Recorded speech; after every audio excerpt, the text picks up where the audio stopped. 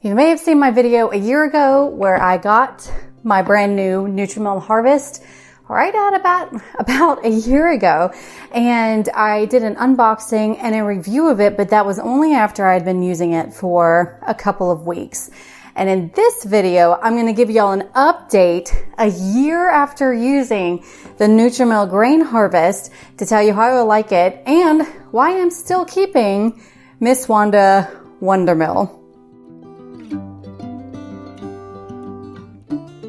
Hey everyone, welcome back to Grains and Grit. My name is Felicia, and on this channel, we talk all the things about real whole grains from a biblical perspective, milling wheat, baking bread, all the things. So if you're new here, welcome, and if you've been here before, welcome back. So like I stated, about a year ago, I posted a video whenever I first received the Nutrimill Harvest, and I gave you my first impressions and a review after using it for a couple of weeks. Since then, I've actually received comments asking how I still like it since it's been a long time since I've done that video. And the simple answer is yes, I still very much like this mill. Now, I have received some questions about it, some questions about issues that people have been having. I will be addressing that in this video because there were some things that I certainly had to learn. And I'm also keeping my Wondermill. For those who don't know, I know it says Whisper Mill, but this is a refurbished Wondermill. It was Whisper Mill before it was Wondermill. That I've had Miss Wanda since I started milling grains about 11 years ago. She's an impact mill, which is different from the Nutrimill Harvest, which is a stone grind mill. So both of these mills, they will mill your flour perfect for bread baking, but they're a little different. So first of all, I'm going to tell you how I've been liking my Nutrimill Harvest and some kind of tweaks if you're having maybe some issues with yours or things aren't going as expected. And then I'm going to be talking about why I'm still keeping my Wondermill Impact Mill as well. So first of all, my Nutrimill Harvest, I love, first of all, how she looks. I mean, especially if you compare it to the Wondermill. Now this one again is refurbished, so that's why it's, different colors. The new Wondermills are better looking than this one. They're solid white. So they do look nicer than this one. But either way, the wood look on here, the bamboo, it is just a beautiful and gorgeous mill. And again, this part right here, I did get in white, but you can get in other colors. So other colors are included. I got white because my Bosch Universal mixer is white, and next to each other, I kind of wanted them to coordinate a bit. So the Nutrimill Harvest is certainly just a beautiful looking mill. As far as the stone mills go, it's just a pretty looking mill. So that part, many times that is important to someone, especially if it's out on your counter and you're going with a certain aesthetic in your kitchen, that's something to consider. But ultimately, if you're spending a lot of money on something, you certainly want it to work. And as far as working, the Nutrimill Harvest, I honestly have not had a problem with. Now, I have learned some things. So first of all, for those who do not know, unlike other stone mills, this one to adjust the fineness of the stones, it is a dial that you do here. And I've learned a couple things about fineness because the biggest question that I get is someone that it's not milling as fine as they thought it would for bread making, fine flour. So about that, I have found that for fine, for your flour that you need for your bread, I like to set the dial. There's a little red line here that you see right here on the dial. And I like to set it at about the 7 or 8 o'clock position. And that's one thing that I had to learn too, because there's no real settings on here, so you can remember what setting it is. So think of it as a clock. So if you think of it as a clock for your bread flour or fine flour, between the 7 and 8 o'clock position. Now do know that what that means is when you turn your mill on and it's adjusting, I basically adjust it to where you just hear the stones start to squeak. It's a weird sound, but just as they start to squeak, that's whenever I then pour my grains in. It then starts kind of adjusting a little bit with it, but that's generally between the 7 and 8 o'clock position on the mill, and out comes fine flour. And again, I have not had issues with my bread baking, the flour not being fine enough, but you do have to just kind of learn that little trick. Again, it's kind of when you start to hear those wheels start to squeak, and you'll know what I mean by squeak, to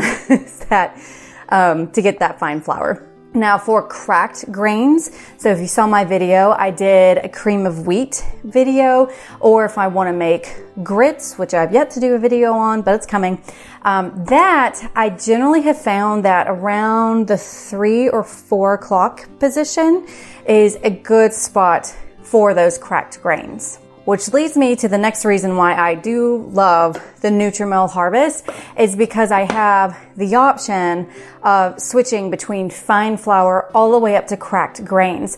So unlike Miss Wanda, who does an amazing job with fine flour every single time at the push of a button, impact mills are unable to do cracked grains like for your grits, for your cream of wheat.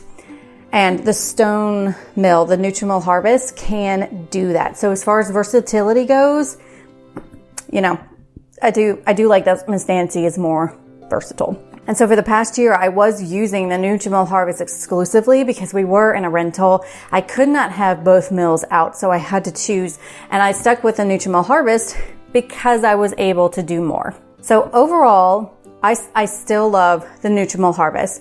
I certainly recommend it. I have not experienced myself personally with other stone mills like the Mock Mill or the Como Mill. So I do not have any way to compare it to those mills. But as far as the Nutrimill Harvest, she's an excellent mill for the price, as far as just what she can do. She does hold up here in her hopper about 4.5 cups of grains. In order for me to mill the amount of flour for bread, now I do make 3 loaves of my 2-pound loaf breads at the same time. So I do mill a lot of flour. And for that, I generally have to refill this up about 2.5 to 3 times. So that is something that I have to watch. With that, I do have to refill it, but that's okay. Now let's talk about why I'm still keeping my Wondermill, my impact mill, and what I kind of use Miss Wanda for over the Nutrimill Harvest. But before we do that, let's talk about today's sponsor. I'm thrilled to have partnered up with John's Farm, and the coolest thing about John's Farm is the fact that they are a 5th generation farm. John's Farm is located in Fairview, Oklahoma. Now, being in Oklahoma, they only offer hard red wheat, but it is 100% organic and of course non-GMO. But the great thing about their wheat is not only is it good quality, as you see, but it is also desiccant free, which means that they are never sprayed with any sort of glyphosate or any chemical when drying out the wheat. And bonus points for those who like to sprout their grain. They have a 95% sprouting rate. So perfect for those who either sprout their wheat or especially for wheatgrass. Now they used to be for many, many years where you could only pick up at their farm in Fairview, Oklahoma. But now they are just now opening up shipping to the continental US. And I'm so excited to be able to be one of the first ones to share this with y'all so you get in on the secret. And you know I wouldn't leave you hanging, y'all. I do have an exclusive discount code for y'all. You can check that out here below to save 5% on your purchase. So be sure to go to johnsfarm.com, use your discount code for your purchase, and get in to be one of the first people who is ordering the wheat to be shipped out to them. All right, so now to talk about why I'm still keeping Miss Wanda as an impact mill. So with impact mills, the difference between this and the stone mills is the stone mills have the actual stones that are grinding the wheat berries. Old school impact mill is very, very powerful mill. They have the steel burrs that go on the inside where the grain hits and basically just burst. So as far as getting fine flour, you will get that every single time with the Wondermill. If you're looking for something where you turn on a button and you want fine flour every time and no fuss, an impact mill is the way to go. And The main reason that I'm keeping Miss Wanda is because she has a higher capacity. As you can see, this is a pretty big hopper, and she had, or a hopper here. I can fit more grains in her and kind of walk away as she mills. And it's a guaranteed fine flour every single time. I don't have to make sure that each time I mill that the stones, you know, here I do have to adjust the stones and tweak them just a little bit every time that I mill because they can loosen up. Here, you don't have to worry about that. So when I'm baking lots of bread, like I'm selling it, or I have something big coming up and I need a lot of flour, I love being able to use Miss Wanda because she just saves me time. And again, I just, boom, I can spit out that fine flour, no problem.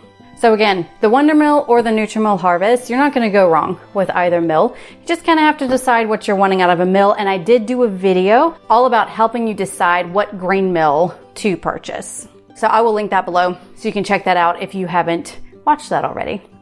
All right, y'all, so that's it. Hopefully this video was helpful for you guys, kind of giving you an update about this. If you saw my video last week, I talked all about my milling station, where I actually have both of these, plus Mr. Junior, my Wonder Junior Deluxe hand mill that I can now have set up all the time. Be sure to check out John's Farm, johnsfarm.com. Use that exclusive coupon code to be one of the first people to actually have the wheat from Oklahoma shipped straight to your door. Thank you so very much for watching, and I hope y'all have a wonderful day. Bye.